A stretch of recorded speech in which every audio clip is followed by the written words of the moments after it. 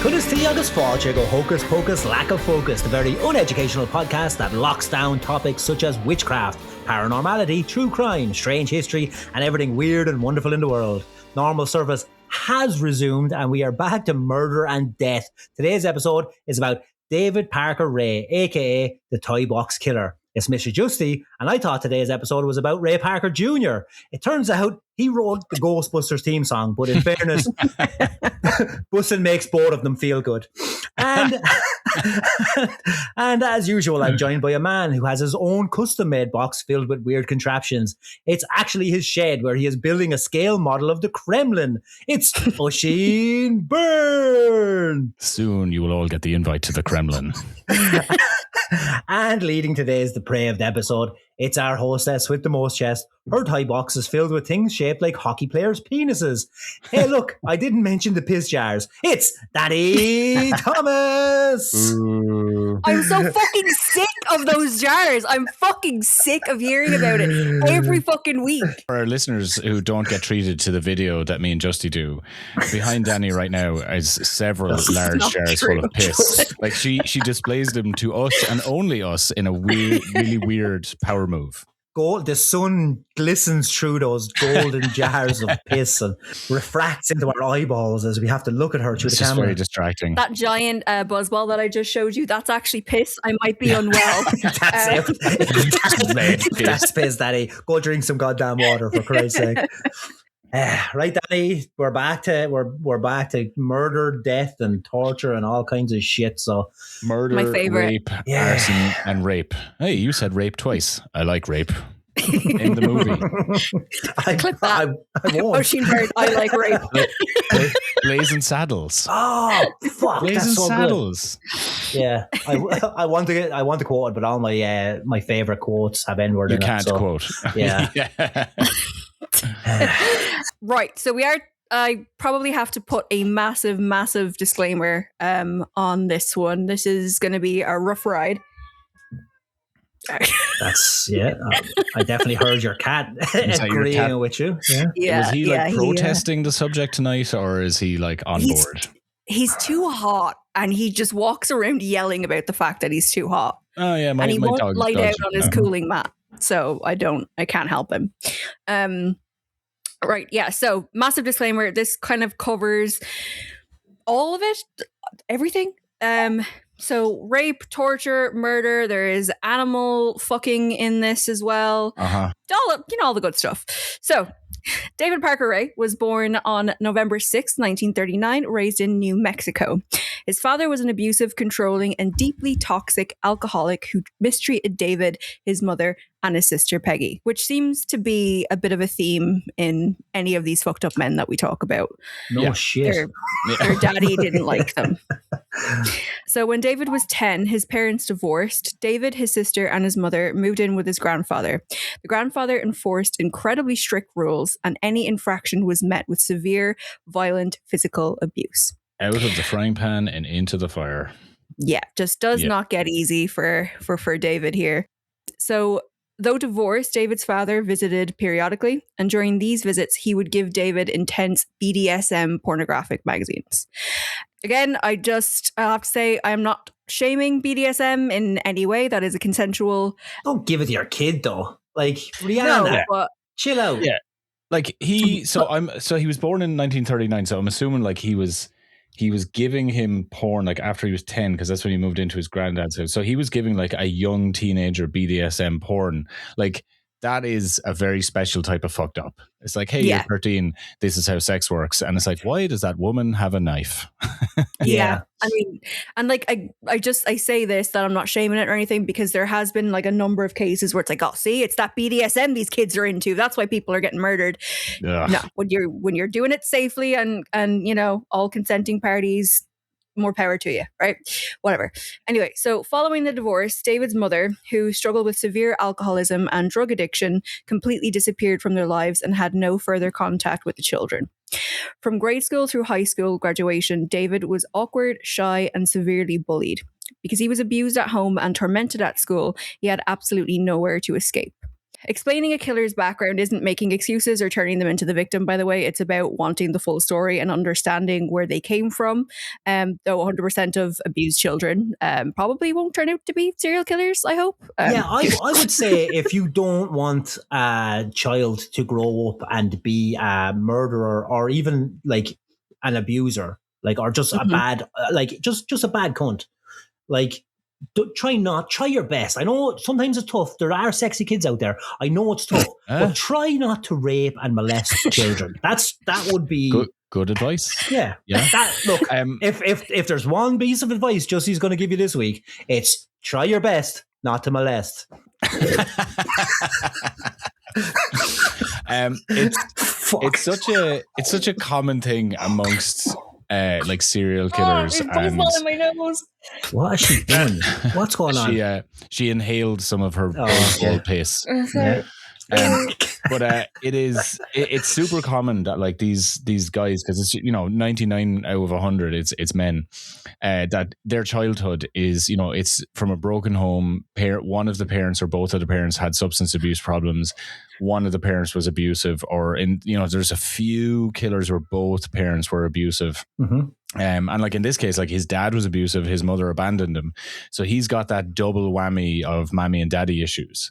And it's just like, if you look at the serial killer explosion in America in the 1900s, like from the 40s onwards, most of the time there is like some kind of broken home, abusive family situation. Yeah, you've got a lot of post-war situations there. So like people coming back with shell shock from World War One, people coming back with PTSD from World War Two. The Korean War was a fucking nasty one. The Vietnam War was a nasty one. So you get a bunch of these guys who kind of like flood back into the country. They've all got like mental problems brought on by like returning from war, tanks, military industrial complex, and then like these guys take it out on their kids, and like you can see it in like, even you're looking at like the sitcoms of the time and stuff like that like when you had like guys coming home and beating their wives for laughs, and that was like the joke. And it was funny. It happened in Britain as well. So the Moonlighters, was that the one in the Honeymooners? The Honeymooners, that was it. Yeah, wasn't that like a Ricardo Ricky straight to the moon? Yeah, was it Ricky Ricardo? Ricky Ricardo. Was that's like it. I Love Lucy, wasn't it? To do, Lucille and then Ball. like Lucy. Yeah, I Love Lucy. And as Lucy, you got some splaining to do, and then he'd hit her. And it was like, that stupid bitch. Yeah. Also, I want to point out that like, so with like a lot of serial killers I've read about, there is a correlation and a theory regarding leaded petrol and serial killers. So, leaded petrol was introduced in the 1920s. In like 1923, it became like, like commercialized and available everywhere. So there was all this lead in the air, and after that was introduced, there is an uptick in serial killers and in like, just like random killings. And then when the lead was taken out of petrol, there is a notable decline in serial killers and in murders in America. Like the general murder rate significantly drops in the years after lead gets taken out of petrol. So he was like prime for this era, like born in the 1930s, there was lead in the fucking air. Right, okay. So lead fumes is probably worse. Yes. Like I have worked, like I was in the buildings as a roofer for 20 years, and so I've worked with a lot of lead, and I've barely killed anyone. So like it must be the fumes rather than like the solid state lead. Yeah. It's the aerosol lead. Yeah, but it's still like it's chewy. I have to say, lead is quite chewy, but it's. Dani? Anyway, I don't think we're going to get at it. I think we've dug this mine enough. I think you can carry on with the script.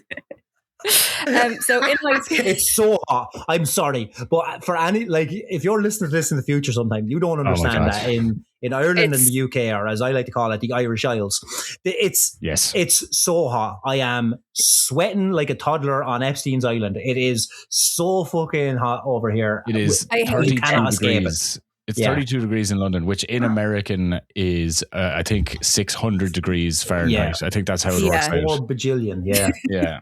I'm sweating above and below my ass, so it's not a good time. Swamp ass. I got some swamp ass. But yeah, so in high school, David began abusing drugs and alcohol, which didn't we all in high school? Around this time, his fascination with pornography and BDSM escalated, fueled by the collection his father had given him. Living in the judgmental era of the 1950s and 60s made these taboo subjects even more hidden. At age 14, his sister Peggy found his stash of gnarly pornography, drawings, and photos. Alarmed by what she saw, she kept it to herself and didn't speak a word of it until the trial decades later. On the outside, David seemed to overcome his upbringing. He joined the army, worked as a mechanic, and received an honourable discharge. He continued working as a mechanic from his teenage years well into his 50s. Co-workers and friends thought that he was friendly, funny, great at his job, and excellent at teaching others. He was incredibly crafty, often welding and building his own tools. Foreshadowing. Isn't it always the way, though? Nice guy, always helpful, very good with his hands. Pillar of the community. Like, this is a common thing, like, you know, with previous, like, lunatics that Dani is obsessed with. There will be, like, there was, you know, like, religious figures and serial killers where they will make themselves a pillar of the community. And it's like they're building their mask before they're committing their crimes, because they're like, okay, I want people to know I'm a good guy before I go around, you know, murdering their children. That's why I'm always suspicious of the guys who I would consider like the nicest people, because like, you know, there's a skeleton in that closet. And if you want to know where that term skeleton in the closet comes from, go to last week's episode. But whenever you see like a curmudgeonly kind of fucker, like I always see, like, if I see an old man who's grumpy as fuck, I'm like, that's a good dude. Yeah. He's lived his life, and he's got to a point where he's allowed to be grumpy. Yeah. Gran Torinoing yourself kind of a little bit. He was a good dude. He was filled with systemic racism, but he was a good dude. Get off my lawn. Say the next word.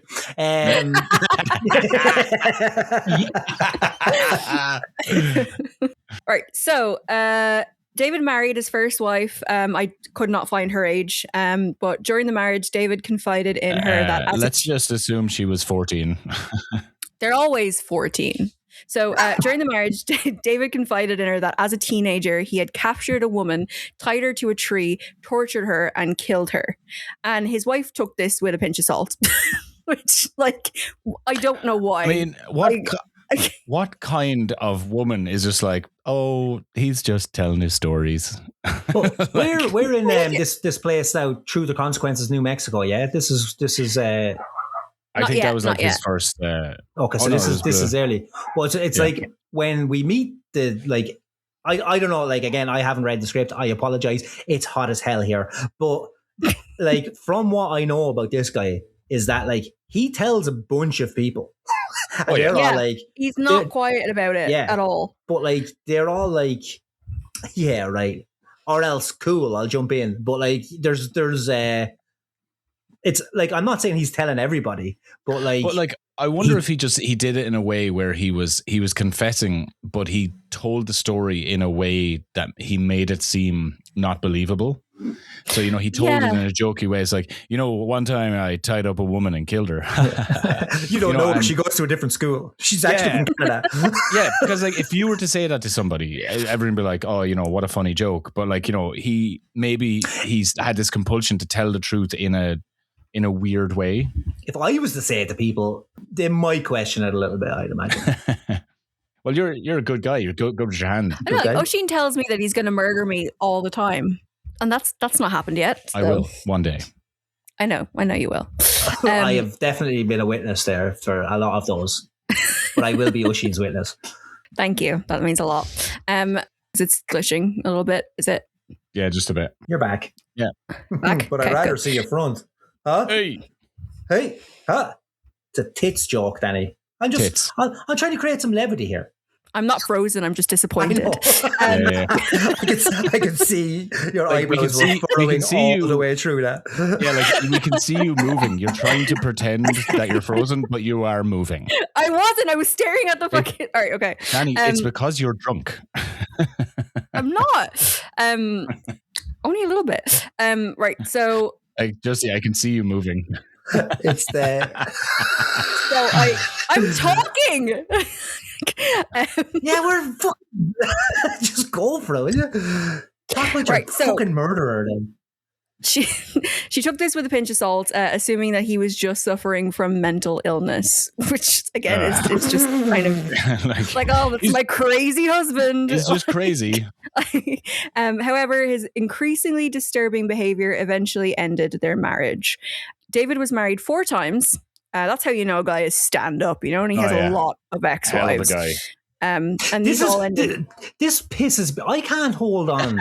like I am desperately alone. I can't hold on to a fucking woman to save my life, and I think I'm a good guy. I've barely murdered anyone, and there's only 4 more times I'm going to make that joke. But like this guy is off picking up women like that. Oh, let's get hitched. And look, down the line it gets worse. But I'm saying, how does this guy get 4 wives? And here I am, no wives, no murders, no wives. He can fix a car, Justy. No wives. He can fix a car. You can't. Maybe if you could fix cars. I can. Hold on. What am I useful at? I can put up a fucking. I can put a gable end on your shed, you. You can fucking roof someone's house. Yeah. Women need roofs. I'll roof the shit out of your house, love. But it's exactly when you see like my whole beef with like fucking polyamorous people is because they always just look like that, and they have like fucking 6 boyfriends, and it's not fair. It's not fucking cancel. Polyamory should be illegal. It's not fair. It's not. I hate it. Right. So married 4 times, all ended in divorce. He had 2 daughters. One was named Glenda Jean Ray, who went by Jessie, and the other daughter's name is left out because I couldn't really find anything about the other daughter because she wants it to be in no way associated with him. Oh yeah, she has wiped her existence off of the map. I didn't even know there was another daughter. Yeah, I knew there was. I know there's a son he abandoned from like a previous marriage, like his first marriage. Yeah. Mm-hmm. But like and then the daughter obviously plays a big part. But I didn't know there was another one. Yeah, she just changed her name, moved away, did not want to be found or at all like associated with him, which is whatever. I do it too. So now we move to Elephant Butt. Elephant Butte. Let's just no, it's Elephant Butt. Let's just keep it. Okay, Elephant Butt. So in his 50s, David lived in a small New Mexico town called Elephant Butte. Right next to it was another small town with the wild name Truth or Consequences. Do you know where this town gets its name? So it's time for everyone to play take a drink because Oisín's going to talk about travel again. So I have been to New Mexico. I've been to New Mexico. But what tragedy could have befallen New Mexico for you to have gone there? My ex-in-laws live there, so I went to visit.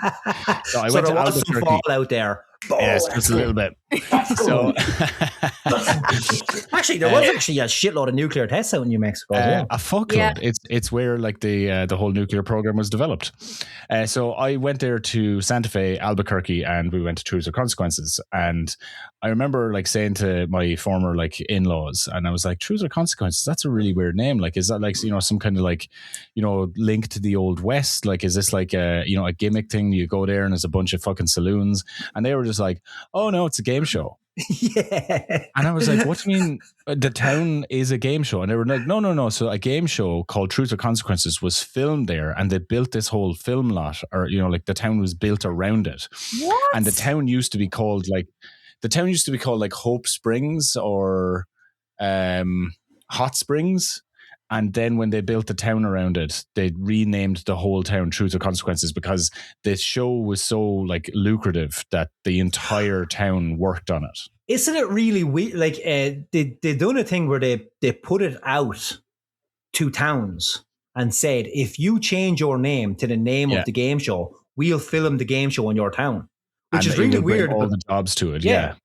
So it's this really weird thing that like they didn't just like, okay, we're in Hollywood, we can call the game show whatever we want, but they wanted to like they were getting the publicity off of a town changing its name, and then everybody got jobs. which was handy for but True to Consequences. It sounds like it's some kind of Doc Holliday kind of, tombstone or something like that. Exactly. Yeah, that's what I was hoping for. That's what I thought it was. I was like, no, game show? What the fuck? Game show. And it was called Hot Springs because there are a load of hot springs around there. Pedophiles. Oh, sorry. Oh, no, sorry. Well, Epstein had a ranch in New Mexico. So, friend of the show, Jeffrey Epstein. Friend of the show. One thing I think is really funny about America as well is that there are so many towns all named the same, which you wouldn't really get much of that. New. Yeah, but you get it here in Ireland. Everywhere has a new town.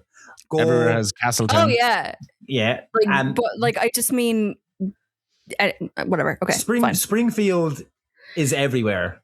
There's one in every state, isn't there? But my problem with the States, and I know the States is vast, it's massive. It shouldn't be a country. It should be like a bunch of countries. Those states should be countries. But for one country to have a bunch of cities named the same thing that's like, you can't have more than one Portland. Like, just sort your shit out. Like, it's just lazy. Yeah, it is just lazy. Sorry, that's it's bad enough. Finished talking, by the way, it's bad enough that they did like New Amsterdam and then New York and New Orleans. Hollywood is from Wicklow.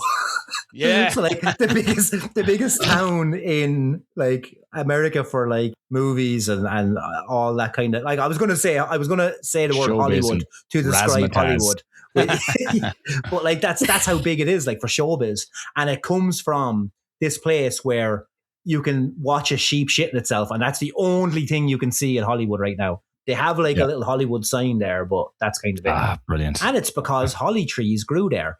Do you know where holly trees don't grow? California. Yeah. Faux show. That's it now. I'm done. Yeah.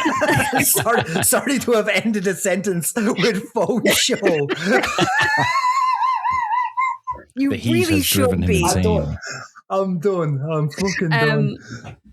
So the area featured a large reservoir and a man-made lake in the middle of the desert. It attracted retired folks looking for warm weather, fishing and boating, but it sadly also drew in a heavy population of drifters and homeless people, drug addicts, sex workers.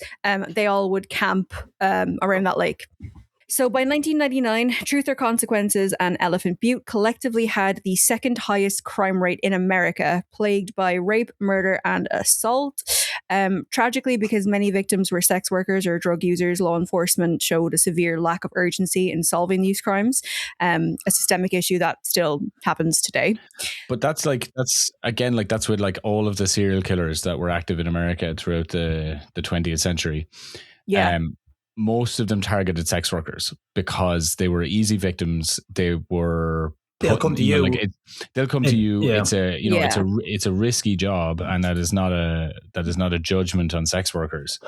But like, these men will look at them and go, "Oh, they're vulnerable. People don't care about them. They operate on the fringes of society, and if they go missing, no one really gives a fuck." Yeah. It's the same also with like Dolly. I will strip Dolly. You down.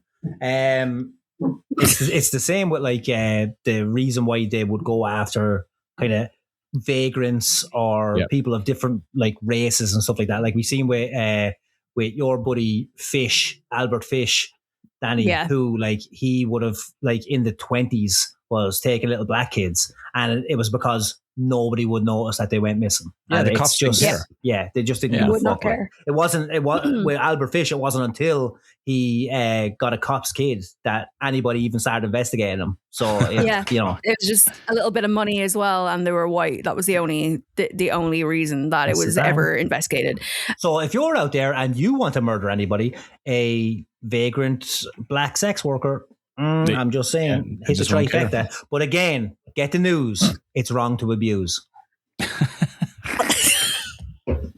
Fuck. All right, guys, serious episode. Let's just fucking put our fucking, let's just put our fucking game hats on and start fucking. This is going to be merch. I can just feel it. Hey guys, on a full-time basis, try not to be racist. That's what I would say. Fucking hell. Full of this. So David saved up his money and met a quote unquote smoking hot new girlfriend named Cindy. That's what he would refer to her as. Nice. They met at Elephant Butte State Park, where David worked as a mechanic and Cindy was completing community service. So very romantic love story straight off the bat there. They hit it off and moved into a double-wide mobile home, a big trailer, on a large isolated plot of desert land with spread out quiet neighbors.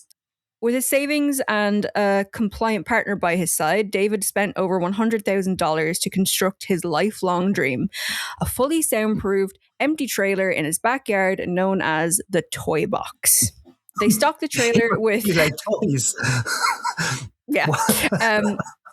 What a dude! Like what a fucking the effort. I know, like we're going to find out why he put in the effort. Like, but like that amount of work to be put into something like that, you've not got like great intentions to be like that, why are you soundproofing this box?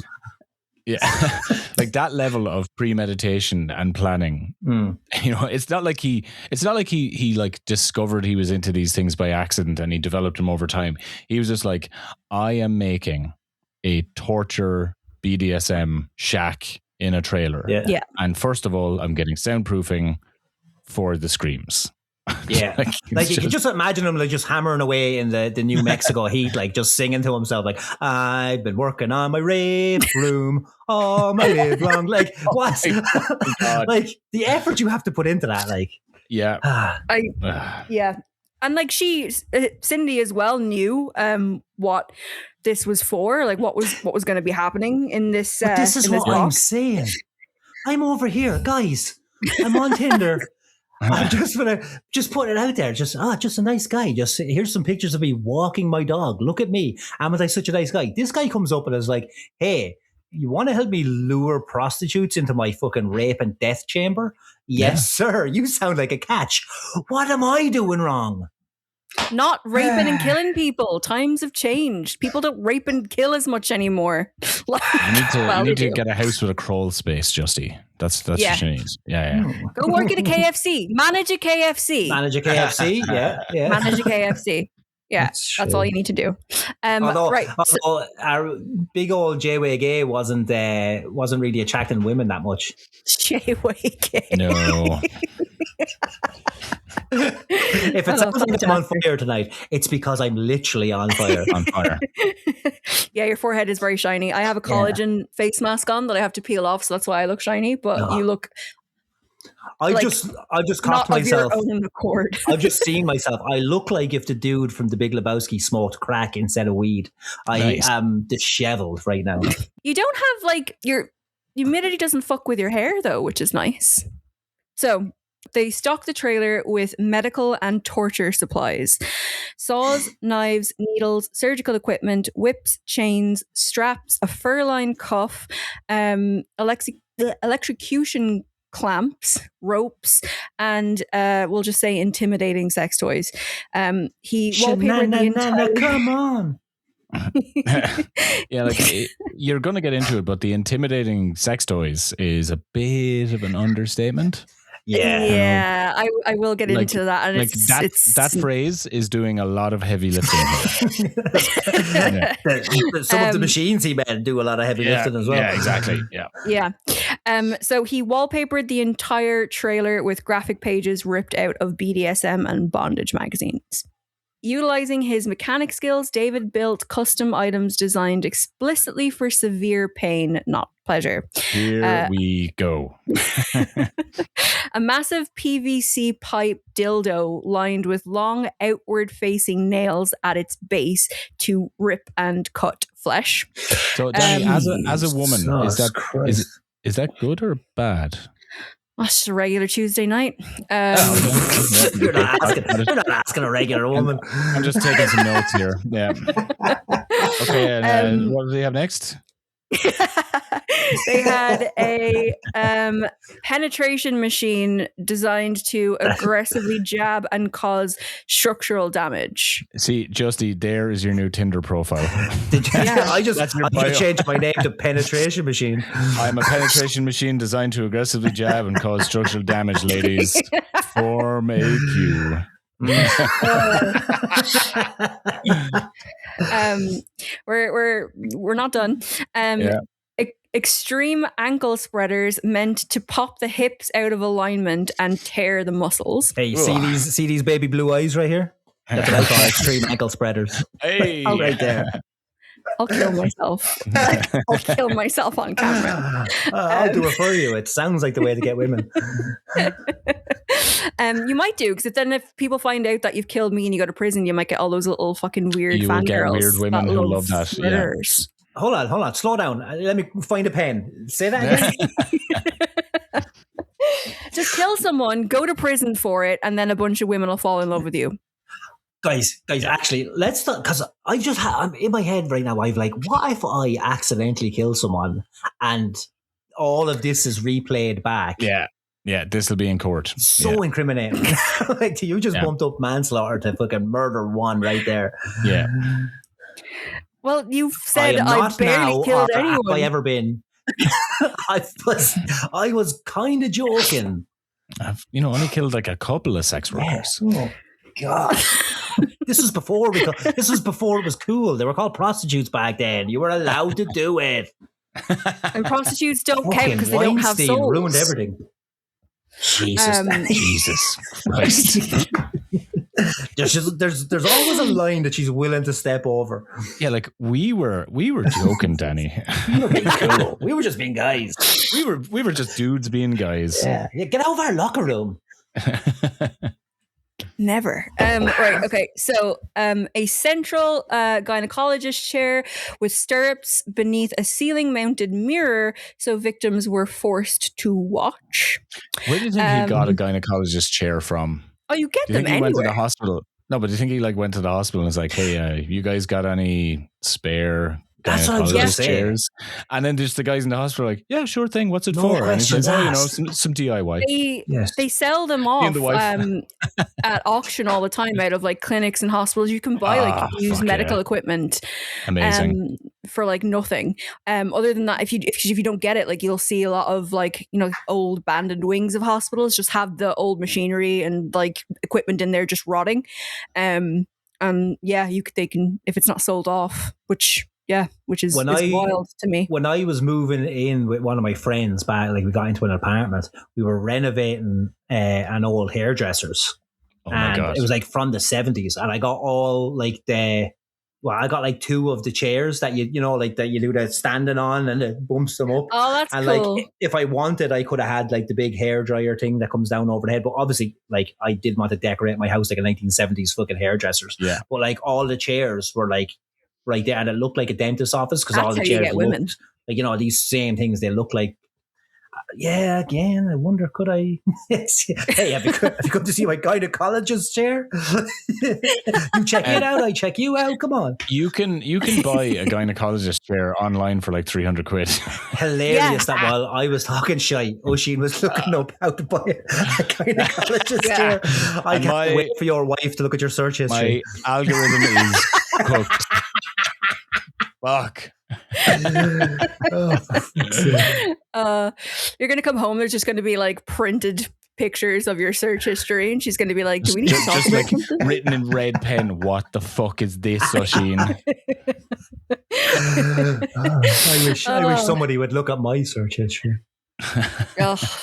Mine is just how to do maths. So what else do we have? We have a homemade electrical generator for shock torture. Sure. Yeah, because why not? The silly chick loved the shocking. I think that was I think her big kink was shock stuff. It's I don't understand, right? I have this I showed Oisin, I have this like device thing for like your skin, and you start out on a low level, but it's like electromagnetic, I know the one. The LED light stuff, and I fucking caught my nose ring with it. And just fucking almost shit all over my bed. I just like had to threw it out of my hand because I was like, fuck. So I don't get how people are into like shocks. So then when I do it, I have to hold my fingers here above my nose so I don't hit off my nose ring. So I don't get people who are into the electrical thing. So a wooden rack designed to immobilize victims while David, his friends, or animals assaulted them. He would reportedly pour gravy on the victims to make dogs lick and violate them. And he completely eschewed consenting adults in favor of kidnapping, pain, and bestiality.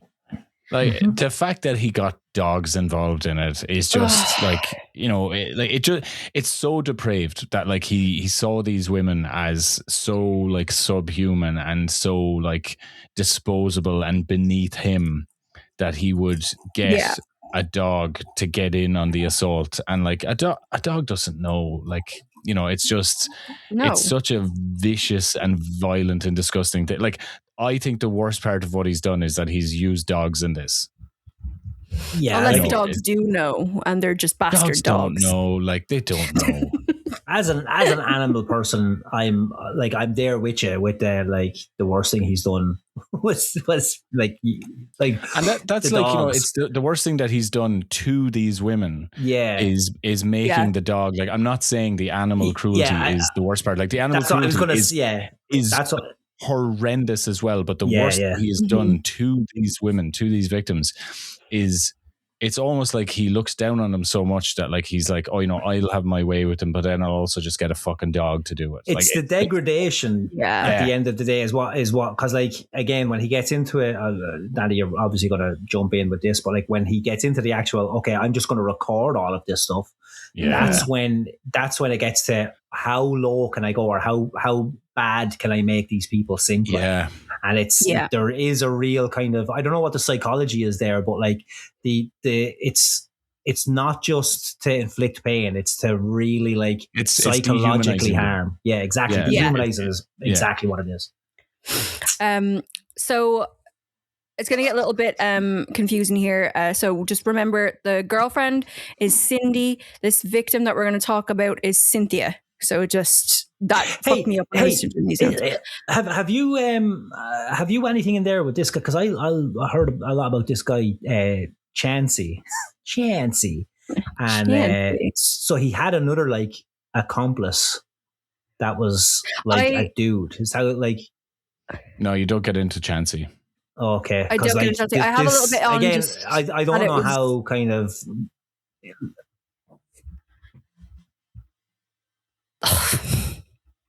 Just wait for it. No, I had like a little bit of how it was definitely more well known, and there was more people in on it, but I didn't include Chansey. So if you want to talk about Chansey, go for it. Well, no, it's not that. It's just because it's even with this the Cindy girl. Sorry, not Cindy. Cindy girl. That like she kind of was involved with this guy. Chansey's his second name, by the way. That's the one that stuck in my head. That Chauncey. That he's Chauncey. Apparently, like while these kids at the time, it all went through like this satanic panic as well. So while these kids were all in school, they were all kind of getting up to all sorts of things where they would like bring girls into the bathroom and tell them that like a demon is going to get them unless like because the demon is looking for virgins. So he like this guy Chansey was like tricking the girls into having sex with guys by saying like demons are coming, and like satanic panic was massive. So these guys were in and around drawing like pentagrams on stuff and all kinds of, you know, like getting involved in this kind of stuff. And apparently he got like, you know, a little taste of this whole BDSM stuff as well. And he wanted in. And at the time, like, I think David was in his 40s when he met this Chansey kid, like, and there was kind of another few like younger guys as well, but this Chansey guy really got into it. And like, so he would have like brought him victims and stuff like that. And how this Cindy girl gets involved is because like Chansey was like dating her, and David's daughter as well is involved in this. There's spoil it for everyone.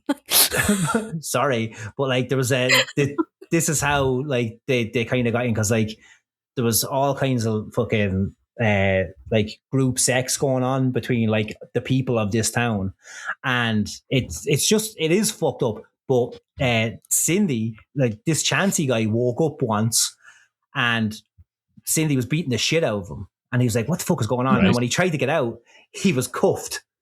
Ah. And that's when he realized, oh, she's more into this than I am. So obviously they had like a little bit of sex, or he's got into a little bit of chokies or whatever.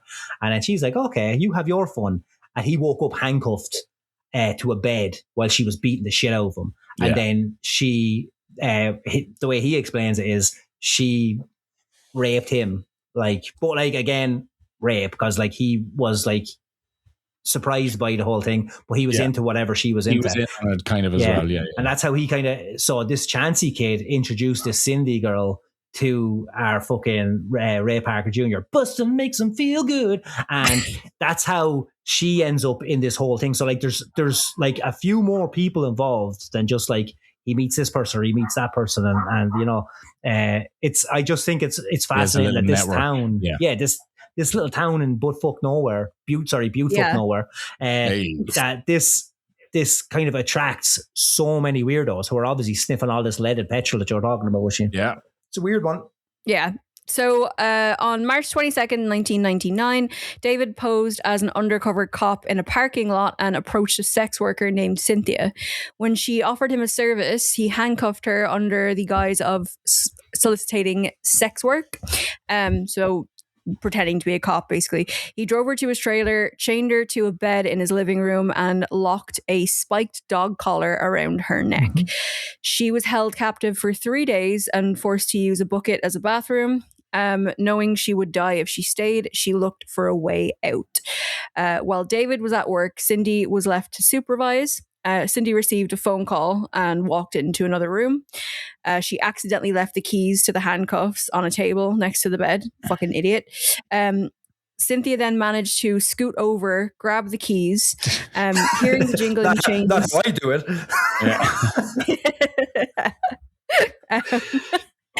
Cynthia managed to scoot over, grab the keys, and hearing the jiggling chains over her adrenaline-fueled shaking, Cindy hung up the phone and rushed back. Cindy jumped on Cynthia and smashed a table lamp over her head to knock her out. Having fucking Looney Tunes move, like I know, I love it. Having successfully freed her hands, Cynthia grabbed a nearby ice pick and stabbed Cindy. Now there's two accounts of this. It's either in the neck or just above her ear in her head. I didn't know which one. It was reported on. It was reported both. So Cindy collapsed and Cynthia ran out the front door completely naked, wearing nothing but this locked, spiked dog collar. So Cynthia ran to the main road trying to flag down cars, but drivers ignored her. Which I always kind of say, like, why wouldn't you stop? But at the same fucking time, I could maybe understand why if you see something like that happening, you're like, I'm not getting involved in this. Just like, I'll call the cops people and say I've going, seen this. Not my circus, not my plans, not I'm doing always this. afraid of that ambush. No, thank you. This is what you see in all these places. You stop, and next time a bunch of guys come out from fucking trees and fucking hills of eyes right there. Exactly, Yeah, so people were like just kind of like just driving away. They were like, yep, nope, no time for that. Thank you very much. And she went like door to door. Finally, she a woman answered the door, brought her inside and called the police. So Cynthia was taken to the hospital. Initially, the police doubted her story because of her background as a drug user and sex worker. However, while she was being questioned at the hospital, Cindy walked into the same hospital to treat her fucking ice pick wound. And then Cynthia was like, that's her, that's the girlfriend. That's pretty cool. Police went to David's home and found a chaotic scene, confirming Cynthia's story. Chains on the bed, a waste bucket, a broken lamp, and signs of a struggle. David and Cindy were taken into custody. So, in the backyard trailer, in 1999, when this incident happens and he's caught, he is 60 years old. So, like, he said that he like killed his first person when he was like 14, 15. Yeah. So he's had like 35, like 45 years of this kind of activity, and has just gotten away with it. You know, like there's a thing they say about serial killers, where some serial killers killed a lot less than they say they did, and others killed a lot more than we'll ever know. So like the likes of Bundy and stuff, who was like, you know, a chatty Cathy, and the likes of John Wayne Gacy. He says, but there's more that you'll never know. Like there's a shitload more than you'll never know about. There's and it's an like, ego to it, yeah. I don't think there's as much as he would wish that you would think. But with this guy, I think that like, and especially because there's never really any kind of definitive, there's like stories of people talking about it. Yeah. Like that lake in Elephant's Butte. Like that lake. They didn't that he's even about, look. Yeah. No. There's places where like he had a boat as well where like I think it was called the Implication, and so on this boat he would take a bunch of women out, and he called them girly days, and it's just him and women. And there was one girl that she got back off the boat. This girl, like he loved drugging people, so like if he wasn't going to kill you, he would give you like a bunch of psychotropics, so that even if you had a story to tell afterwards, nobody would believe you. Yeah. But this girl was saying that he brought her out on the lake with this boat and was pointing out like places in the lake, saying that's the deepest part of the lake. And he said, like, you know, the way what you'd want to do here is to keep a body down there. You'd open the chest cavity, you'd fill it with rocks, you'd tie it with chicken wire, and you would throw it in. Yeah. So he was kind of like, so this girl was like, oh, he's explaining how he exactly gets rid what I want bodies. to hear on a boat. Yeah. Yeah, and like how fucked up is that like you're hearing that on the boat, that you're like, again. Yeah, but this would just be like Dani on a date where a guy's explaining this and she's just there like twirling her hair going, yeah, you got any other hobbies? Any date that I'm on, I'm crazier than the guy, so it's fine. I'm always gonna be fine. It's you know, you can cut a penis off in one slice with a sharp enough knife. Do you know that you can pull open a ball sack like a packet of crisps? That's like, the only pressure like, you know, it takes. A dumb man who just wants to get laid is just like, yeah, sure, yeah, yes. Yeah. The more you threaten, the more I wetten. The Dani Thomas story. Stick it on a t-shirt. Here, is anyone fucking taking this down? I want like all of the visuals for this for the Instagram now just has to be Justy's quotes. Branding. That's all I have to be now. So this is lame and gay as fuck, right? But in the backyard trailer, investigators discovered signs reading Satan's Den and the lure of Satanism. This is such a boomer thing as well. Like, you know, he's 60-year-old edgelord. Yeah, like, he's 60 and he's like, Satanism, man. Yeah, like, I think yeah, like you can be like, oh, that's so cringy, but also inside he was murdering people. So like again, he has the edge. I would give him that edge. But he is cringe about it. It is cringe about it. Yeah. If I was murdered by someone, like, I'd be so pissed. I'd be like, really? This little fucking nonsense. Oh my God, take off the fedora while you're stabbing me. Exactly. Like, fucking pops my hips out of the sockets and just like, milady, and I'm like, oh. He's like stabbed you in the gut, and you're just like, please clean that dandruff off your shoulders, please. And does milady like the smell of Lynx Africa while I'm choking her? Fucking juke. Jesus Christ. So getting the ick as a man kills you. The Dani Thomas story. Like what an awful way to go. Like, as a man is killing you, just getting an uncontrollable ick. Like, oh my God, the stabbing I could deal with, the electrocuting my genitals I could deal with, but God damn it! But a leopard print fedora. Jesus, shave your fucking neck beard for Christ's sake! I'm like using my last ounce of strength to like ask for my phone, and he's like, oh, she's gonna call like someone and tell him that she loves them, and it's just me blocking him. Just like we never need each other. Does my lady like the feel of my fingerless gloves wrapped around her neck? Make me show you the bite of my katana. I was literally about to say, would you like to see my katana collection? Yes, if you'd like to see This my is blades. This is worse than what we're talking about. By blades, I mean Beyblades. Come on in. Yes, you are the prettiest girl. Your eyes are almost as nice as this blue-eyed white dragon that I've got right here. And then Dani's just like, please kill me now. Kill me. Stab me faster. Yes, I feel you are shackled. You are shackled once again. I have played my trump card, and you are now in the graveyard. Oh, I'm going to have you moaning, saying, Yuki, oh, daddy. No. Stop! Have I gone too far? No. Yes. Stop it. I'm going to go super saying on you right now, milady.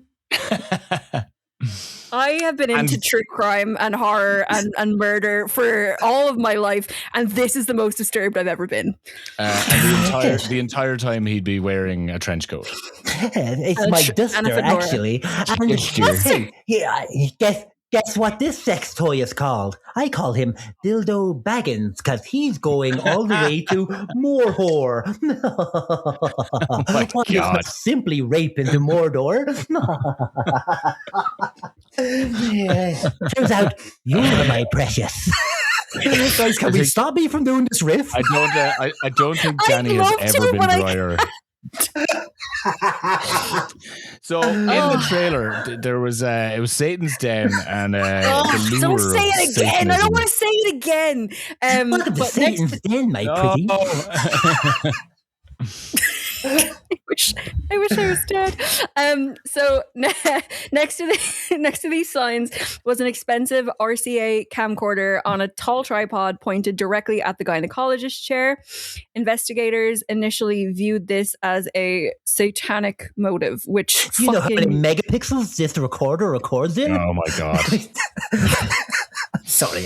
Last one. That's the last one. So with the satanic stuff, like obviously he wanted to create this image of like, you know, this is like super satanic.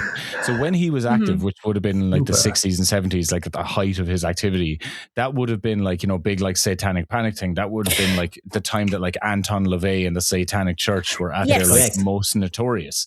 So this guy was an edgelord who was into that stuff, and then in his dungeon, he was like, he was genuinely torturing and killing people, but he was also like being this like satanic character that he was fantasizing about, while in reality he was a mechanic. You know, it's this like weird double life. The mechanic of mayhem. Oh no. But so like a big like part of this, and I know is there an episode that goes by where I don't defend Anton LaVey, but they're not theistic Satanism. So the way he was going with this was very much, the devil is real and demons and hellfire and things like that. Whereas like Anton LaVey, the actual official Church of Satan, are more kind of philosophy kind of driven, whatever. But he did the lame gay fucking Dungeons and Dragons version of Satanism, basically. If I can be the devil's advocate here, like let me just say, like Anton LaVey, he was just up for some sex stuff as well. Like, absolutely. Like, he wasn't he wasn't this cringy, like, I'm doing it for the Lord. Like, he was Carney who played the organ. Like, what's not to love? He's literally a carny, and he was fooling people. His marks were carny. His marks were people who were paying him to fucking join this cult, and he was having like all the kind of free inhibition, free peace sex. And love. Like don't hurt anyone unless they try to hurt you. Like, look after number one. And I love his hustle. No, don't get me wrong. I do. I love that hustle. Yeah. And also the only religion in the world that condemns rape. So tell that though to the likes of Crowley and all these fucking idiots who I know that's the thing, jump on and they're the rapiest people that ever lived. They do their own things about it, but if I have the Satanic Bible, and it's a wild read. He's just fucking high for the amount of time that he wrote it. It's the only book she can read. There's a lot of big pictures in it. I use it to hold down the lids on my piss jars. I don't know why you're this guy now.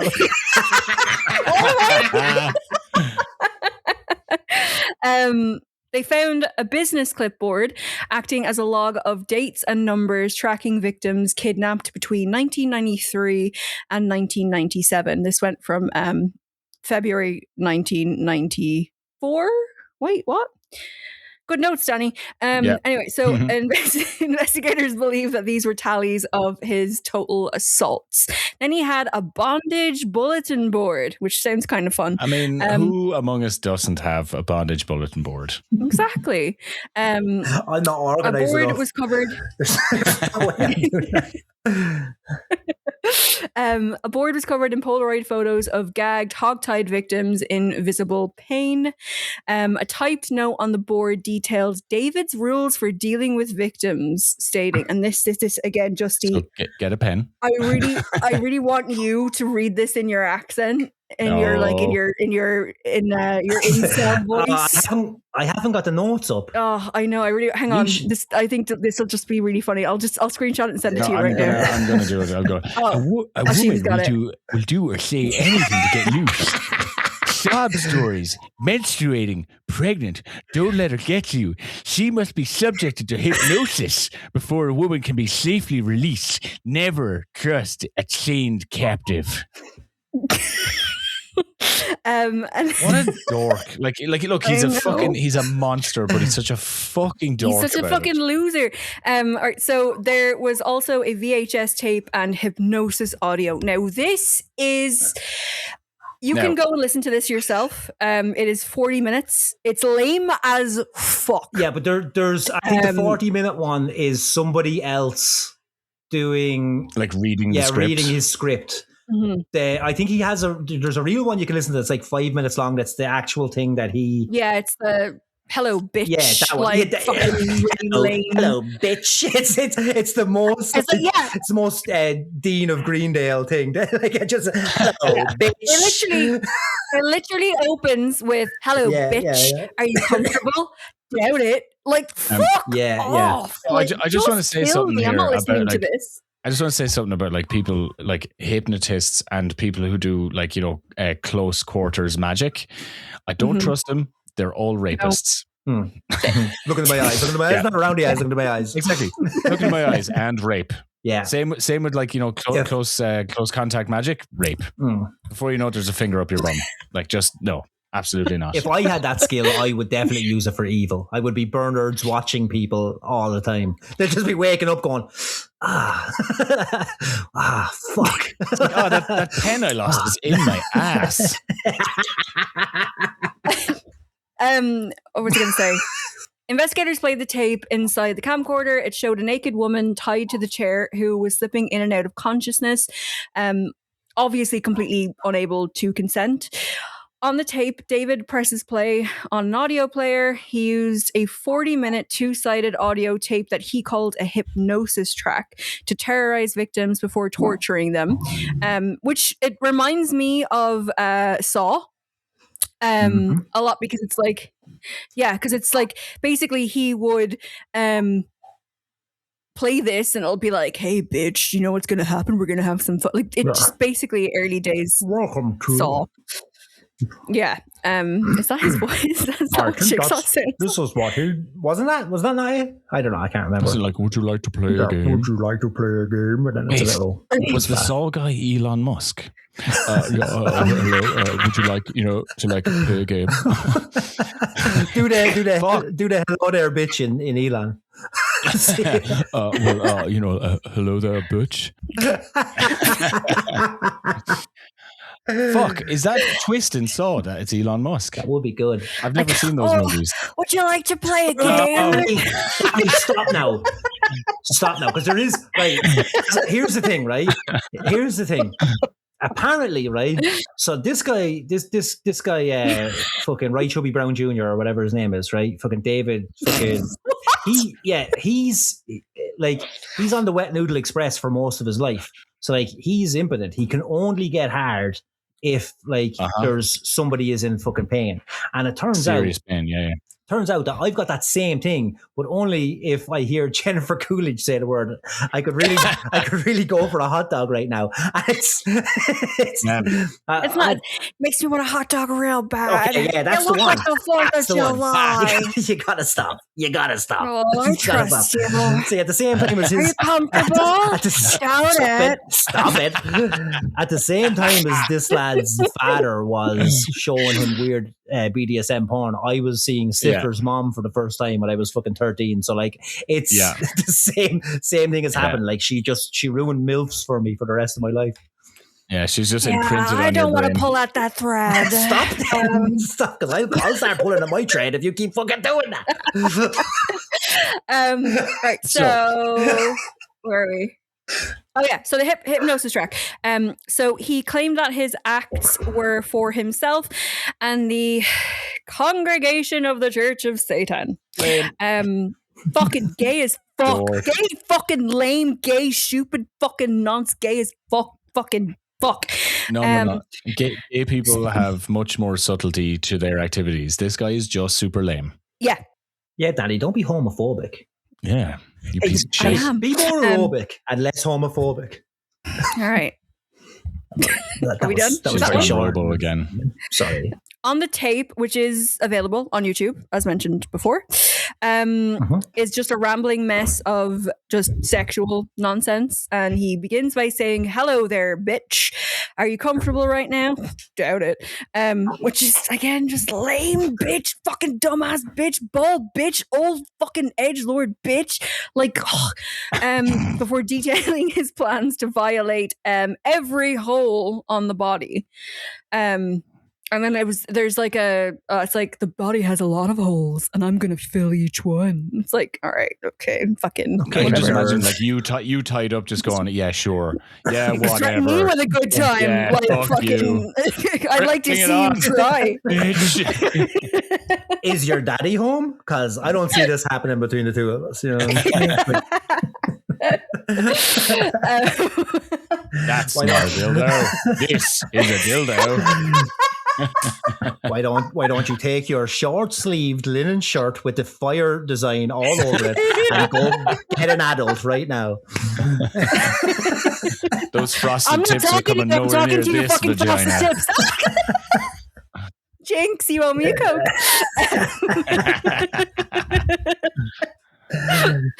But no, I could go for the frosted tips because Oisin said that 3 minutes before you did. I know. We said it at the exact same time in my location. But yeah, no, I could fuck with the frosted tips because Charlie Simpson from Busted back in 2002 with the frosted tips. To this day. Right. To identify the unconscious woman on the tape, the FBI, this is fucking cool as fuck. And like, for this being the 90s is pretty fucking cool. Yeah, this is cool. To identify the unconscious woman on the tape, the FBI analyzed a unique squiggly line tattoo on her calf. Despite the grainy footage, they were able to isolate the image and release it to the public. So I just want to go back. So the local police force could not figure out anything. They couldn't. The sheriff's office gave it to the police force without any investigation. Yeah, so because they were like, oh no, they didn't even see the toy box before they had handed it over. Oh yeah, no, and they said we can't make out what this tattoo is. Like, well, literally, they didn't even get to that stage. They didn't see so the sheriff's office handed off to the state police, and then the state police were like, yeah, this is too much for us, and they handed it off to the FBI. But like when I say the sheriff's office immediately handed it off, they didn't go further than the front door. They looked in and said, this is fucked up. We have not got the manpower. You can imagine, like, in fucking... No, but it's one guy, and he probably just would have been like... He just, like, opened the door, and he just go, like, weird sex stuff. Not today. Spit in the back going, I'm a week away from retirement. Yeah, like, he sees, like, the satanic stuff on the wall. Not today, Satan. Slam. I actually want to see a full 90-minute movie of just that police... like his day of what happens that day, just goes and lives off the rest of his life, like without investigating anything. It's like his wife saying, "Honey, what did you do today?" Nothing. Nothing at all. Oh, it's like me. I like start a lot of my day if I get like a work email that I don't want to deal with, and I'll literally just open. I'm like, no, thank you, no. I just won't respond. That's literally like, you just send that email onto the fucking New Mexico State Police. Can you deal with this, please? You guys like, oh, this guy's asking for an update on his cast switch. I don't know. No. The police identified a tattoo. Right. Okay. So, yeah. To identify the unconscious woman on the tape, FBI analyzed a unique squiggly line tattoo on her calf. Despite the grainy footage, they isolated the image and released it to the public. So this was circulating on the news and everything. And a woman named Kelly, then living in Colorado, recognized her tattoo and contacted the Truth or Consequences police department. And she had no idea that the tape existed until they showed it to her. So Kelly testified that on July 24th, 1996, she and her husband had an argument while living in Elephant Butte. She went to play pool and drink at the local Blue Water Saloon with her girlfriends. At the bar, Kelly ran into an old acquaintance of a few years, Jessie, which is David's daughter. When Kelly's girlfriends left, Kelly stayed with Jessie. Despite only having one beer, Kelly suddenly felt incredibly dizzy and sick. She asked Jessie for a ride home, and her memory went completely blank. So Jessie had spiked Kelly's beer and drove her straight to David's trailer. It's so Kelly was fucked locked- up. It's I know. just like, what kind of a person goes to bars to drug women for their dad? To rape and torture. Fuck. Like, so Kelly was locked in a toy box with a dog collar, repeatedly drugged and tortured for 2 days, blacking out continuously. Thinking that she was dead, David dumped Kelly on the side of the road where a stranger found her and took her home. Because she was missing for 2 days with no memory, her husband accused her of cheating on him and going on a drug binge. And he didn't believe her that when she said she had no memory. Great he guy. filed Really for, great guy. I know. But apparently she did have form for this stuff like that. But she was clean. Like, is the thing, like, well, Yeah. from She had a drugs, couple like, of so beers, she would drink, but like she wasn't doing drugs. So when she came back, he was like, oh, she's up to her old tricks again, and she's after leaving me for another man. So yeah, you can imagine that, like, Just it's a shit situation. Yeah, it's a tough situation for everybody to be in. Yeah. So he filed for a divorce within the week, and Kelly moved to Colorado, which fast fucking turnaround for poor Kelly. She suffered severe nightmares of being held down and assaulted, which she initially brushed off as just stress until the police showed her the horrific footage, forcing her to piece the traumatic memory back together. Now, which is, I can't even imagine that. That bit there reminds me of the Giselle Pellico case recently. Yes. So she didn't know what was being done to her until the police showed her the footage of it. And they uncovered this, like, just within the town, there was this network of men who were abusing him. But what they've since discovered is, there was that online rape academy, and in the UK, they have found another ring of guys who are drugging and raping their, like, wives, girlfriend, partners, and even their female friends. And so there's these, like, global networks, like global fucking networks of men doing this. And I think that he may not be part of a global network, but he was part of, like, a local network because he was recording it. He had accomplices. Like, there was, there was a fucking network at play here. Yeah, there was like dudes. Now they're all younger than him, but like there was guys that were involved in this kind of stuff. Yeah. So it wasn't just like, and plus he was selling those videos as well. Like, so like there was a lot. It was like far reaching. And that's the thing. Like, there's what we covered this on one of the lost episodes that Justy won't want to revisit anytime soon. It was the dark web episode, and the amount of money that you can make for these kinds of videos is just fucking ridiculous. Like, into the thousands, depending on the content of the video, depending on what the woman looks like a lot of different factors.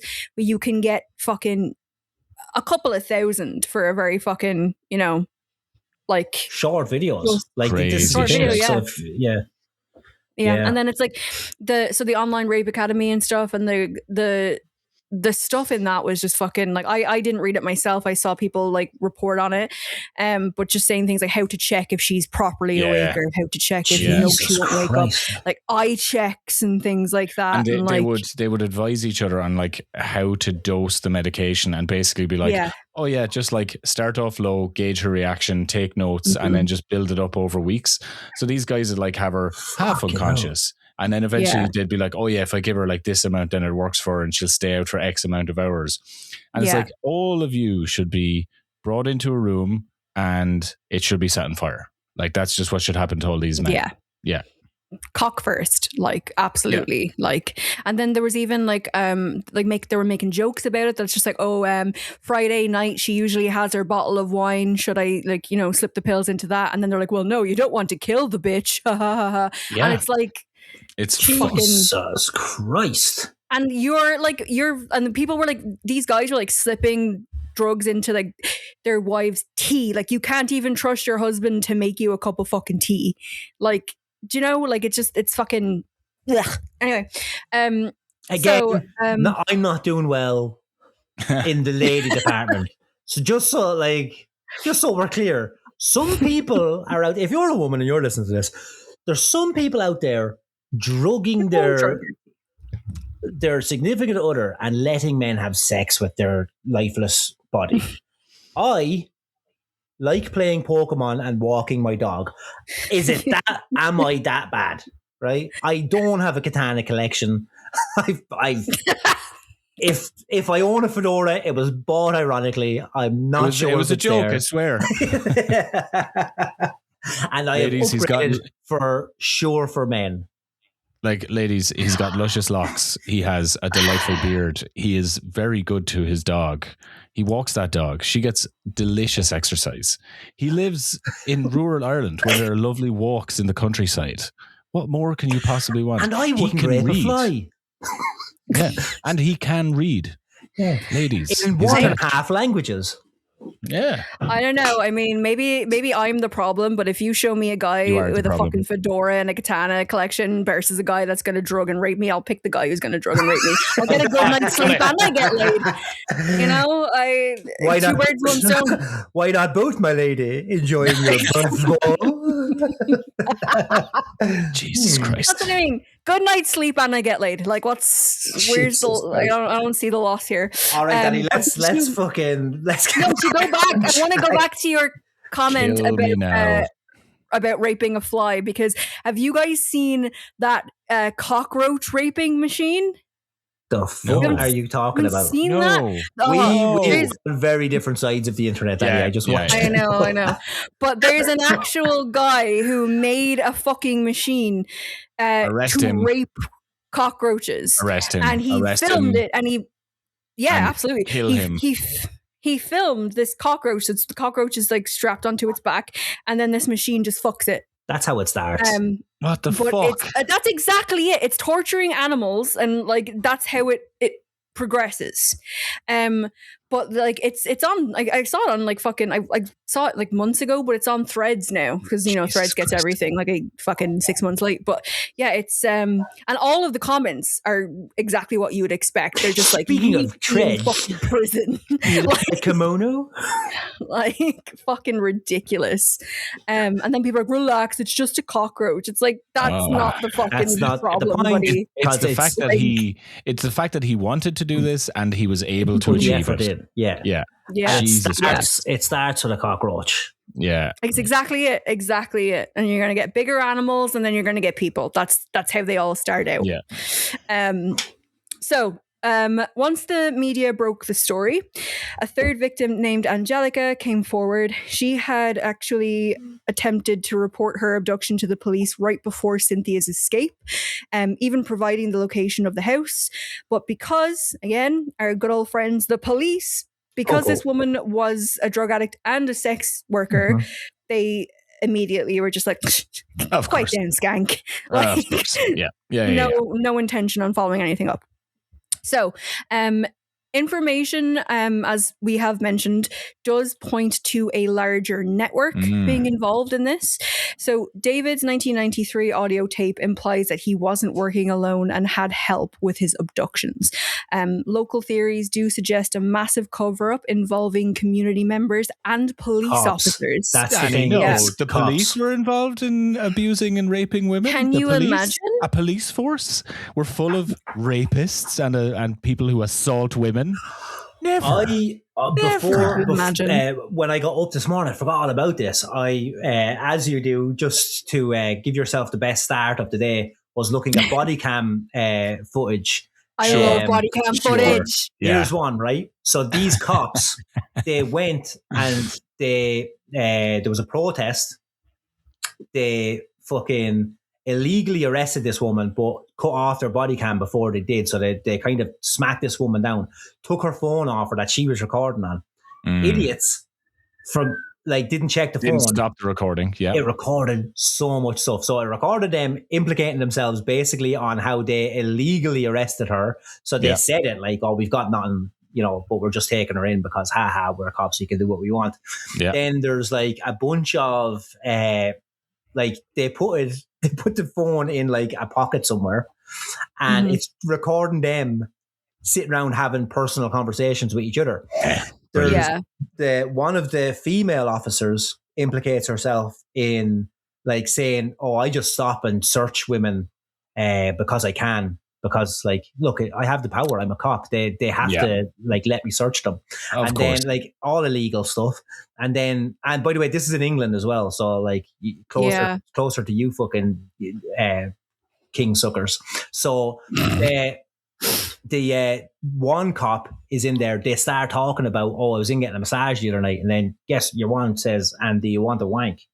And so he just basically just spills the fucking whole beans on how there was a surprise happy ending, and he was like, "Yeah, sure." And then he's going back, and this time he knows. So not only did he he could have got away with saying like, "Oh yeah," and then she just jerked me off, and I went off accidentally as I was cleaning it. But but then he said, "Oh, I'm going back to pay for sex." He might as well have just said that sentence like, I'm going to go back commit to pay some for crimes. sex. Yeah, exactly. Yeah. So that was just beautiful. Sorry to sidetrack us here. No. That's I watched a lot of the just the kind of horrific ones where they're actually called out to a horrible crime scene. I watch those body cam ones. That's the one that I'm interested in. Of course, you could have the fun ones like the fucking bricks and minifigs one. Yeah. You just want to have the murder. I need death, murder, gore around me at all times. Despite friends describing her as a quiet woman who loved Christian radio, romance novels, and her small dog, she actively participated in multiple tortures. This is Cindy that we're talking about. But she did immediately flip on David to secure a lower sentence because these hoes ain't loyal. Cindy revealed David had previously been tipped off about an FBI investigation into his slavery ring, but he bragged and talked his way out of it. She confirmed that David traded women to sex traffickers, viewed women as property, and referred to killing them as disposing of packages. Cindy claimed that David killed over 30 people. She stated that he originally tried to dump a body in Elephant Butte Lake, but it floated back up. He then learned to slice open their stomachs, fill them with rocks, and wrap them in chicken wire so that they would stay submerged. Yep. Fucking hell. She claimed that he dropped about 7 bodies into that lake. And then investigators, they refused to search the lake, claiming that it was too deep and too dark. And then they also had talked about draining the lake, but then said it was too costly, so nothing was ever done.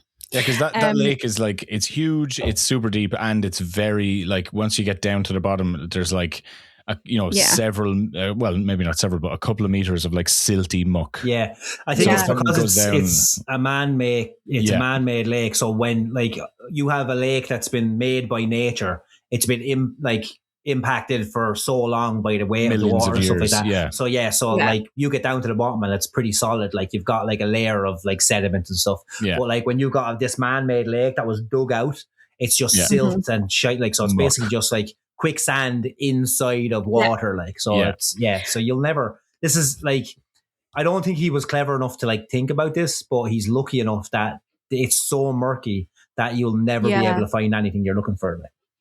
Yeah, and like it's the same. Like there's a bunch of like man-made bodies of water here in the UK. Like I live right by the wharf here, and it's like just so fucking filthy. That, like, not because of pollution or litter, just because of like the algae and everything that it's like just fucking built up in the dirt and stuff. And that like you can fish on it, but you have to throw the fish back because if you ate the fish, you would die. But whatever. Worf killed a kid by headering him when he went up to play soccer. He went up for a header and he headed the kid and he killed him. So that's an actual story in Star Trek. It's fucking really yeah, and it comes out of nowhere. Worf the guy with the like ears on his head, or Jesus he looks like Christ. he has ears. He has the big ridge on his big lumpy head. He has the ridges on his forehead. The guys with the big ears are the fucking Ferengi. I know. Ferengis, I know. I know what it looks like. Worf is a Klingon. Yes. And B'Elanna Torres is half Klingon and she's a fucking sweetheart, even though she's very aggressive. And Tom Paris is a lucky man. And those episodes where they split her in two and you have the Klingon side and the human side, the Klingon side is way sexier. Yeah, way more into the Klingon side. I don't watch Star Wars. I have no idea. Fuck you, Dani. I'm going to fucking kill you for that. Deep into her space nine. Yeah, you got there. You got there in the end. Yeah. Look, I'd like to voyage her. Nice. I'd like to lock her in my toolbox. Guys, let's get back to get back on track with the murder. Yeah. Patrick Stewart. Yeah. Yes, Dani. That's all I got over. William Shatner. I know. Quill Wheaton. Wheaton. Shut up, Wesley. Nice. How did that's stop? Do more. Stop now. Hold on. No, every episode. That was a total accident. You also got a fucking Jean-Luc Picard in your bag as well. That was a total accident. That was perfect. Brando was an accident. Do it. Do more. I need to know if that was a fluke. Oh my god! What? Wait! No! Read the. Brando was an accident. Yeah. No, but read the just be like, fucking. What else did Picard say? Like, just like engage. Engage a hard one. Like, just engage. Say "Shut up, Wesley" again, because that's shut up, Wesley.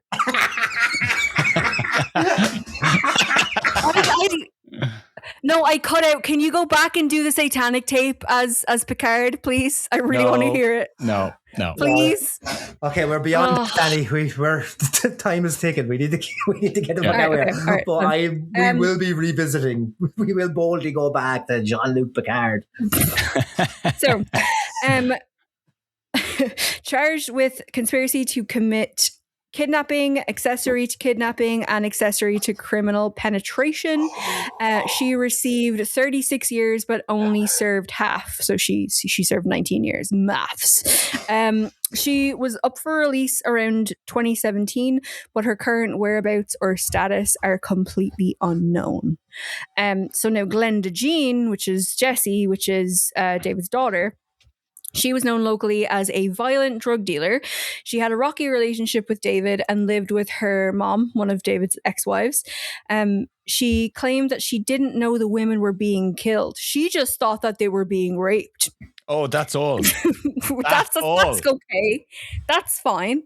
And she said that she didn't participate in any of the physical acts. She claimed that she was actually the one who left the original anonymous FBI tip about David's slavery ring. Yeah, so this whole thing where she got the FBI onto him is but he was found, like there was nothing found of that.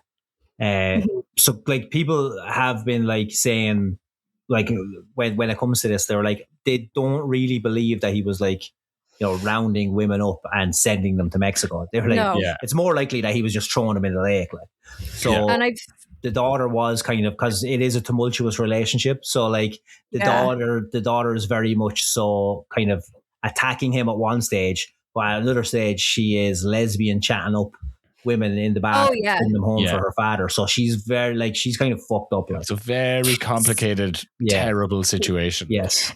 I've seen as well, so different theories on her, basically that she had been in good terms with him, and then obviously because she's a drug dealer, I think she had like gone through a lot of financial problems. I think the one time that she had asked David for money, he said no, and that's when she reported him, just because and she was ratted him out. Yeah.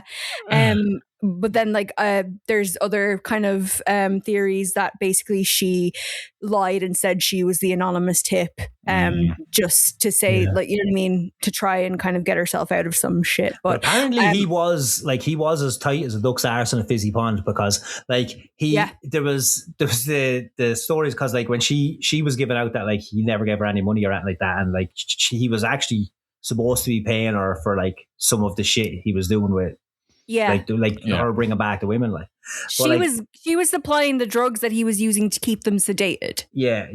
And like so he could have owed her a lot of money. Like, but there's even like there's the story of him releasing one of the girls who this girl was very, I'm not sure it was the Kelly girl. She was very clever, and no, it wasn't. Yes, it was. Was it Kelly? Yeah, but anyways, she the one whose kind husband of divorced her. Yes. So she got real friendly with him. Yeah, it was her. So she got real friendly with him. And like, so instead of getting like fighting back or pleading for her life or whatever, like the whole thing was like, oh, I'd actually be into this, but not maybe next time I wouldn't be the victim. You know, she was playing into it. Being really clever, but because like she had a history of abuse and she knew how to kind of, you know, manipulate, but how to massage the ego of the person. Yeah. So in the end, he actually was like, you know what? I wouldn't have, if I knew you on a personal level, like I know you now, I wouldn't have actually tortured you. Yeah. I wouldn't have stabbed you with my stabbing knife. But she was like, okay. He's going, I'll tell you what, I'll let you call one of your friends so that she can wire you some bus money to get back to Albuquerque. And she was like, oh, thanks. That's cool. And then like, so he wouldn't give her enough money to get a bus back. Fucking hell. He drove her to the bus station, but like if you wanted to curry, like this girl, I don't know, maybe she was good at convincing him that everything was cool, because like she went immediately to the police. But again, that was part of the story, whereas like the cop was like, oh, it's getting late, I don't know if I can fucking deal with this shit right now. Do you think maybe that you're mixed up with the names of the girl being in on it? Do you think that maybe Kelly was the one and not Cynthia? No, Cindy. No, she said he approached Cynthia pretending to be a cop, is what I got. No, because Kelly escaped and she flagged. So she ran from the bus station without her bus fare, flagged down the first car. And funnily enough, the first car she flagged down was a guy from the sheriff's, like he was a deputy. Didn't tell her he was a deputy. She told the story without knowing it's a cop. And he was like, oh, I'm actually a cop.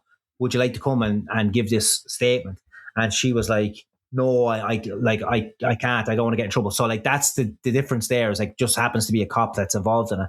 But Kelly, she got home. She didn't make a statement because her plan was she was going to her father, and she immediately told her father, and her father was like, oh, cool, we're going to this fucking Elephant's Butte place, bumfuck nowhere, and I'm going to kill this guy.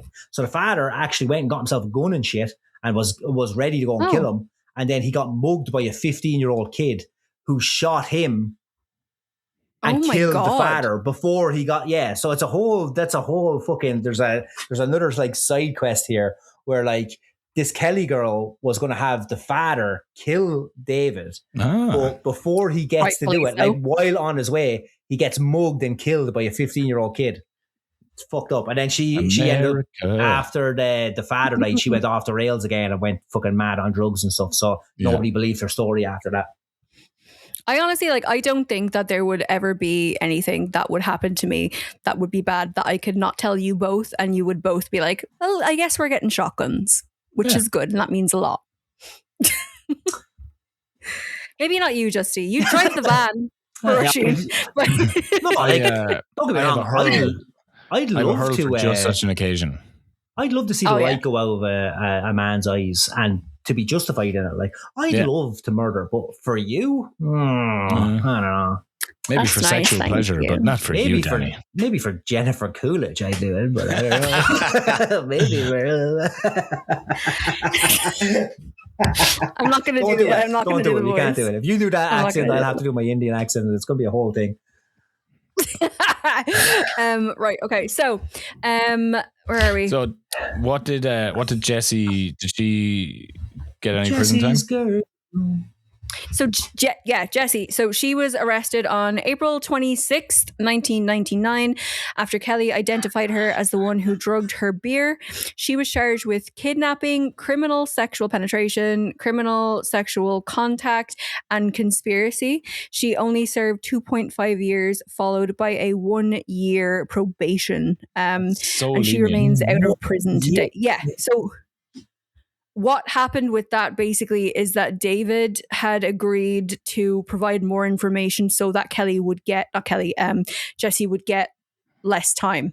Right, And less time she did get. So David Parker then, from day one, he denied everything, claiming that the women were sex workers that he paid, everything was consensual, and there was no proof of murder.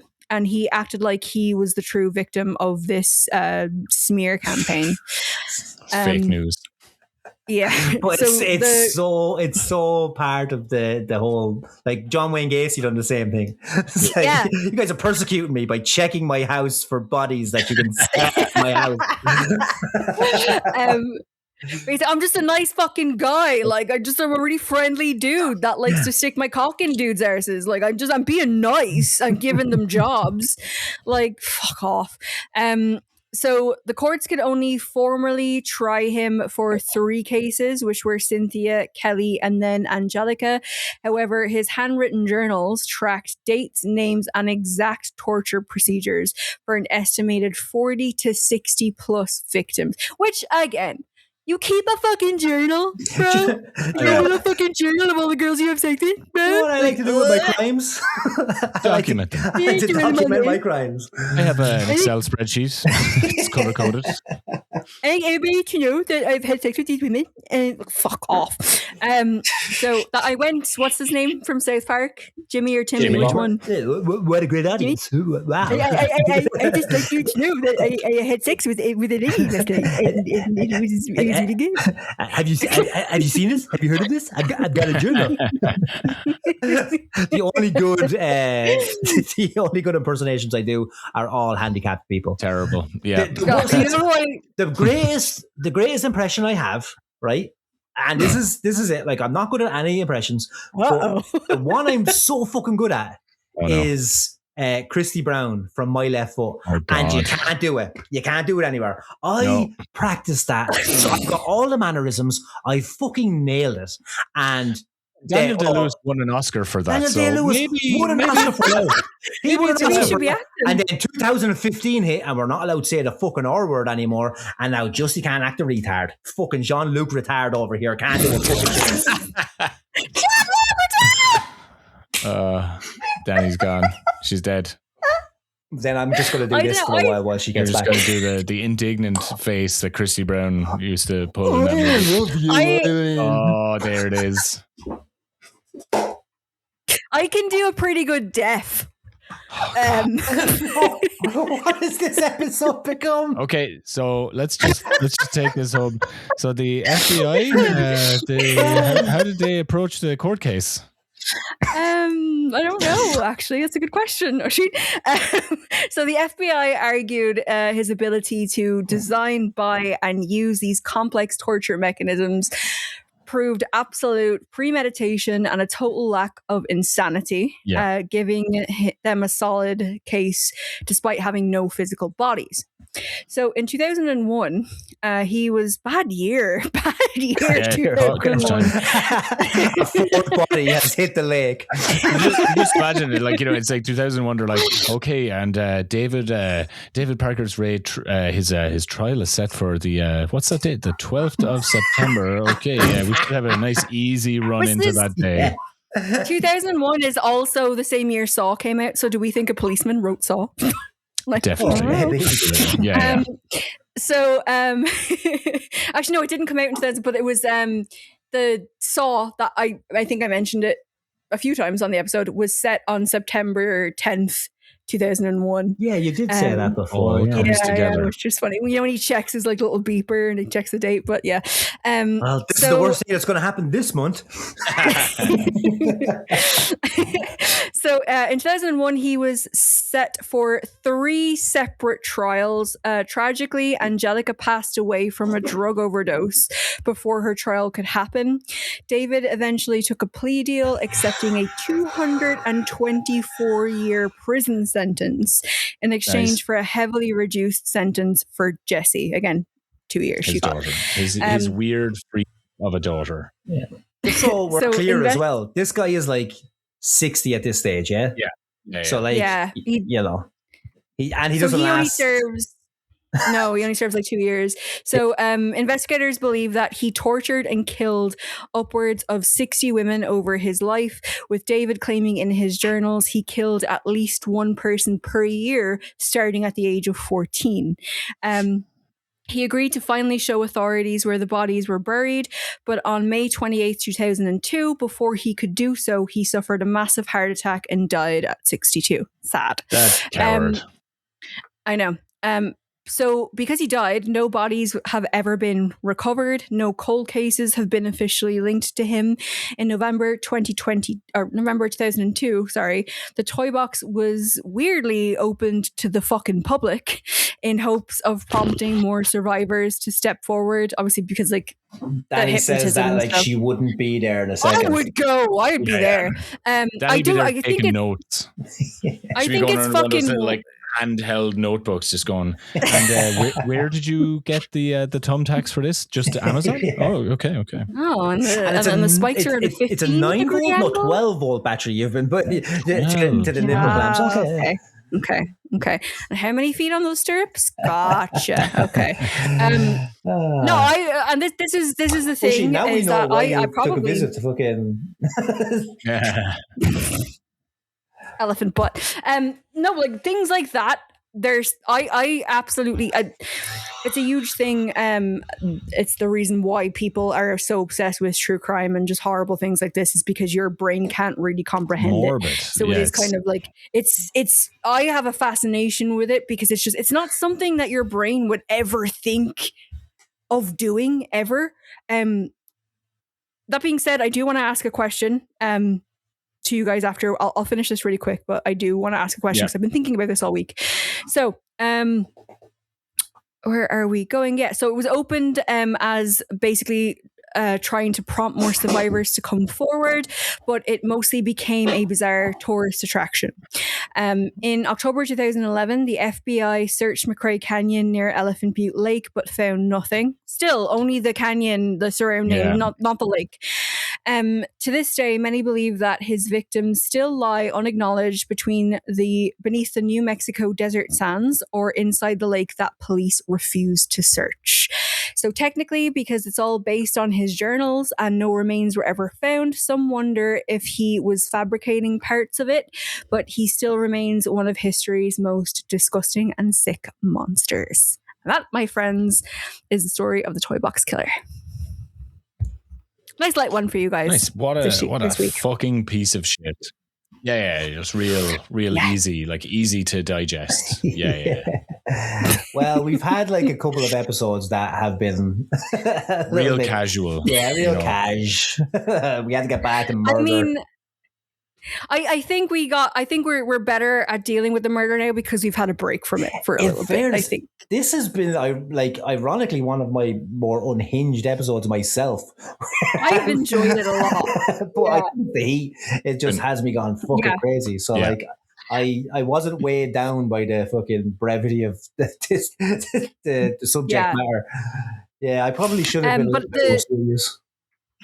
Question that I did want to ask you guys is because I was thinking about this the other day when I was doing these notes, and it was like the whole kind of weird little tourist attraction and how people would go just to see it. If you were offered ethically sourced, we'll say, human meat, oh God, would you eat it? No. I think I would. Yeah, No, I think I would. I think absolutely ethically sourced. Yeah, fuck it. Like, ethically sourced. it. Yeah, I think just to say that I had tried it, I think I would try it. Yeah, it's like, to be honest, Oisin, why wouldn't you? meat doesn't sicken me that much. Like I'd be in it. Like Yeah, I don't think you could say anything. If you told me now that like here's a fucking kumquat, can you eat that? I'd be gagging just at the fucking idea I'm of not the doing sound kumquat. of the name. Or jackfruit? No, Yeah. But if no. someone says here's some human meat and the human is cool with it, then I'd be like, yeah. I'll eat it. It wouldn't sicken me. And I like if it's not, it's morally for me, it's not an issue if it was ethically set. Like I've no desire to eat meat, and I'm not gonna go out there and kill anyone to eat it. But if someone offered it to me, it's the same reason why I ate fucking crocodile when I was in Australia, because I was like, ooh, I'm never gonna get a chance to do this again. Something to do, yeah. That's I would eat human meat if it was for like survival, like those guys in the plane crash, the rugby team.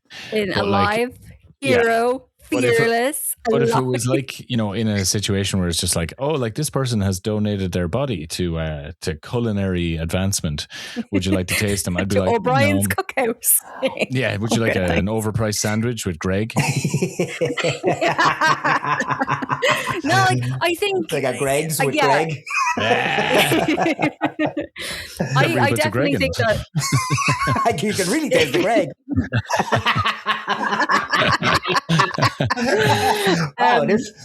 This O'Brien's, you can really taste the Brian.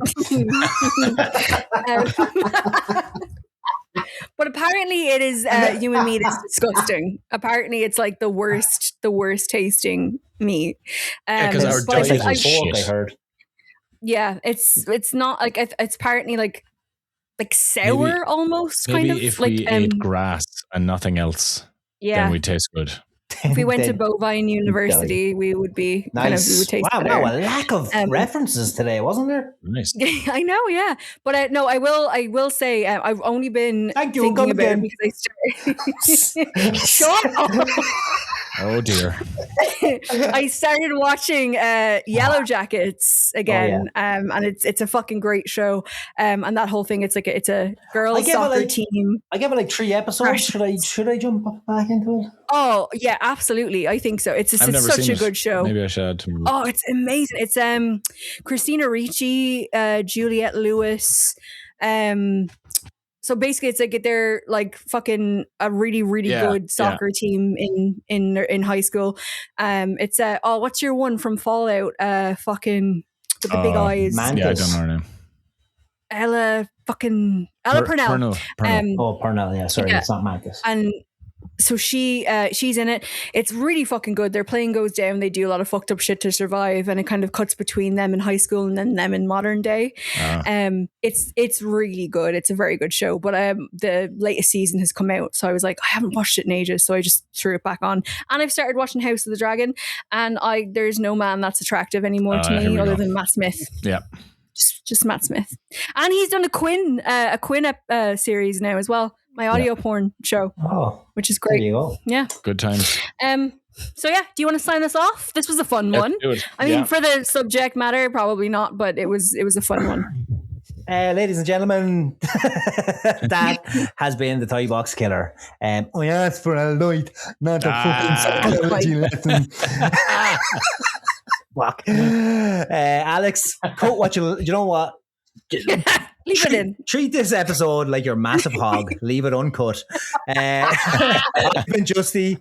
He's been Oisin. Leading the charge this week has been the big mommy milkers herself, Dani Thomas. Thank you for hanging out with us for a spell. Slán. Bye. Bye, guys. Daddy.